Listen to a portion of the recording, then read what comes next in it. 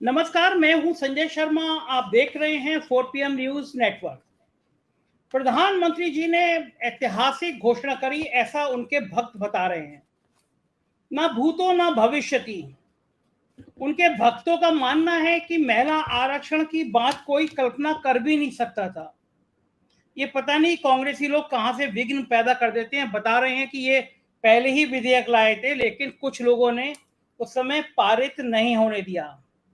मेरी टीम ने जो सर्वे करके बताया है, अभी मैं कुछ उसकी पूरी जानकारी आना बाकी है अभी, लेकिन ये बात बिल्कुल तय मानी जा रही है कि ये बिल जो है महिला आरक्षण का जो फायदा है वो परिसीमन के बाद मिलेगा। यानी लोकसभा की सीटों का परिसीमन होगा और उसके बाद ये महिला आरक्षण बिल लागू होगा। यानी कि 2029 के पहले आप इस बात की कल्पना करना छोड़ दीजिए कि विधानसभाओं में और लोकसभा में 33% महिलाएं आपको बैठी दिखाई देंगी।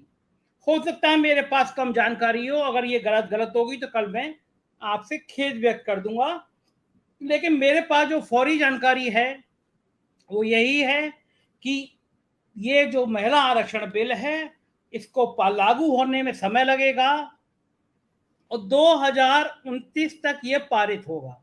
मतलब 2029 तक ये अपना मूर्त रूप लेगा जनगणना परिसीमन के बाद। अब मुझे कहने की जरूरत नहीं है, आप भी जानते होंगे कि 2029 में प्रधानमंत्री नरेंद्र मोदी जी तो प्रधानमंत्री नहीं रहेंगे। तो उसके बाद लागू हो ना लागू हो ये पूछने वाला कोई होगा नहीं।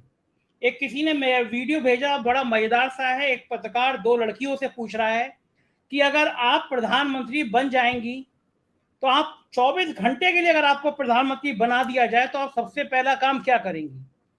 वो लड़की कहती है कि मैं बनते ही पाकिस्तान पे एटम बम दाग दूंगी। और उस पर्चे में रिपोर्टर ने पूछा फिर अगले दिन क्या होगा, तो लड़की कहती है अगले दिन की मोदी जी जाने, मैं तो 24 घंटे की प्रधानमंत्री हूं। कुछ कुछ इसी स्टाइल में मोदी जी महिला आरक्षण ले आए हैं कि 2026 और 2029 की तब वाले लोग जाने, हम ले आए और उनको लग रहा है कि 2024 की फसल वो ऐसी काट लेंगे। अब मुझे ये नहीं पता कि आप लोग ज्योतिष में कितना यकीन रखते हैं या नहीं रखते, लेकिन व्यक्तिगत तौर पे मैं तो रखता हूँ। और बड़ी मजे की बात है कि मेरे शो पे जो ज्योतिषाचार्य आते हैं उन्होंने कहा कि इस बार विशेष सत्र में जो बिल लाया जाएगा उसका जनता के स्तर पर बड़ा भारी विरोध होगा। ये बिल उल्टा इनको नुकसान में ला देगा। और आज जब आया तो मुझे तो लग रहा था कि मोदी जी की इतनी ब्लड प्रूफ एक योजना होगी कि इधर बिल रखा, पास हुआ और घोषणा कर देंगे कि भाई 2024 का चुनाव होगा, वो फिर अब इसी आधार पे होगा। भारतीय जनता पार्टी 33% महिलाओं को टिकट देगी विधानसभा में और लोकसभा में। लेकिन तब तक कुछ वीडियो वायरल होने लगे, बीजेपी के बड़े बड़े नेताओं के वीडियो वायरल होने लगे जिन्होंने पिछले चुनाव में महिला आरक्षण बिल का विरोध किया। तो क्या माना जाए कि मोदी जी ने एक बार फिर देश को 15 लाख रुपए खाते में आ जाएंगे ये वाला जुमला टाइप का कुछ टिका दिया। क्या माना जाए कि मोदी जी ने फिर काला धन वापस आ जाएगा, इसी तरह के डायलॉग का ख्याली पुलाव फिर टिका दिया। और अब आप निश्चिंत हो जाइए, आप थाली बजाइए, ताली बजाइए, टॉर्च जलाइए या फिर कोई भी डांस करिए। मोदी जी की भक्त मंडली इस बात को प्रचारित करने में जुट गई है। हमारे सुधीर चौधरी जी तो कल ही उन्होंने पूरा परसीमन बता दिया कि मोदी जी का ये ट्रम्प कार्ड है, मोदी जी ने जादू कर दिया।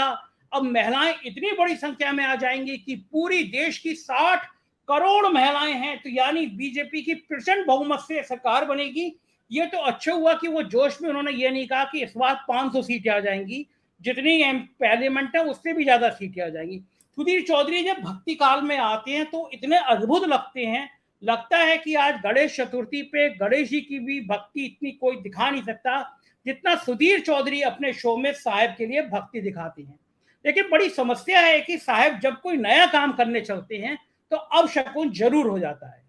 पार्लियामेंट का जिस दिन उद्घाटन था उसी दिन महिला खिलाड़ियों को खींचा गया, बाल पकड़ के घसीटा गया और पूरे दुनिया में बदनामी हुई कि ये कैसा मुल्क है जहां पे नई संसद का उद्घाटन हो रहा है और महिला खिलाड़ियों को घसीटा जा रहा है। फिर वो कि आज नई संसद में प्रवेश करेंगे। हमारे एस्ट्रोलॉजर महोदय वो तो पहले ही कह रहे थे कि ये नई संसद बनाई है, इसकी पहली पूजा है वो बहुत शास्त्रों के हिसाब से, समय के हिसाब से खराब है। हम इनने कहा नहीं, ऐसा नहीं हो सकता। लेकिन आज वैसे ही नजर आया कि प्रधानमंत्री जी ने जैसे ही सदन में प्रवेश किया, पता चला कि कनाडा ने हमारा राजनायक निकाल दिया और बदले में हमने भी, जैसे मोहल्ले के गुंडे लड़ते हैं कि तुमने हमारे घर पे ईंट फेंकी, हम भी तुम्हारे घर पे ईंट फेंकेंगे, इस स्टाइल पे हमने भी कनाडा का राजनायक निकाल दिया। हमको ये नहीं पता चलता कि ये देश चला रहे हैं मोदी जी या मोहल्ले की लड़ाई लड़वा रहे हैं। फिलहाल अमेरिका और यूके जैसे देश कनाडा के समर्थन में आते हुए नजर आ रहे हैं। अब आप भक्ति काल में टीवी चैनल पे, मेन स्ट्रीम गोदी मीडिया के चैनलों पे भूल जाइए कि वो आपको कनाडा के दर्द का जिक्र करेगा। हम हर हालत में भारत के इस रुख का समर्थन करते हैं कि किसी भी प्रकार के आतंकवाद को, किसी भी कंट्री को बढ़ावा नहीं दिया जाना चाहिए। लेकिन साथ ही हम इस बात का भी समर्थन करते हैं कि किसी भी देश में पहले वार्ता करनी चाहिए।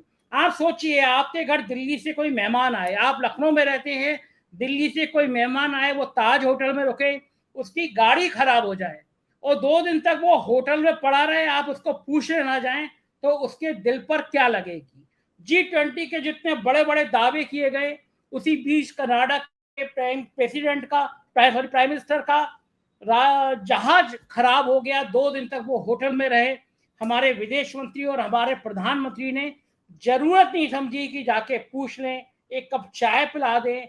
शायद बहुत सारी वार्ताएं अगर होती हैं तो बहुत सारी रिश्तों की बर्फ पिघलती है। लेकिन क्या कहा जाए, जब सरकार अहंकार में होती है, जब सरकार इस घमंड में होती है, एक अकेला सब पर भारी, तो फिर चिंता किसी की नहीं होती है। मुझे लगा इस समय भारत की सरकार भी इसी मोड में चल रही है। प्रधानमंत्री जी ने कहा था कि एक अकेला सब पर भारी, तो एक अकेला कुछ ज्यादा ही भारी होता हुआ नजर आ रहा है। महिलाएं भड़की हुई हैं, महिलाओं को बहुत बड़ी उम्मीद थी कि इसी सत्र में पारित हो जाएगा। एक भारतीय जनता पार्टी के विधायक हैं, उत्तर प्रदेश से आते हैं, आज 20 साल बाद वो अपनी पत्नी को पिक्चर दिखाने ले गए। तो मैं उनसे मजाक में पूछ रहा था कि इधर महिला आरक्षण बिल आया, उधर विधायकों को अपनी पत्नियां याद आ गई।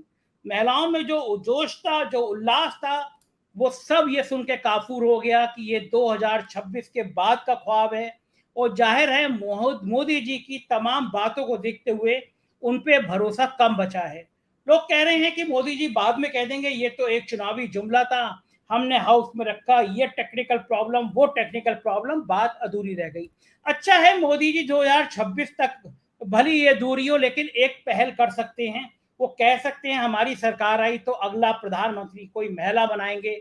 वो कह सकते हैं कि भारतीय जनता पार्टी का राष्ट्रीय अध्यक्ष कोई महिला बनाएंगे, और इससे भी आगे चले जाएंगे।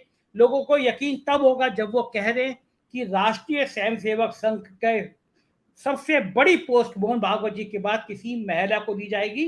अब संघ में महिलाओं का प्रवेश खोला जाएगा। लेकिन आप भी जानते हैं ये कोरी बातें हैं, इन बातें हैं, बातों का क्या।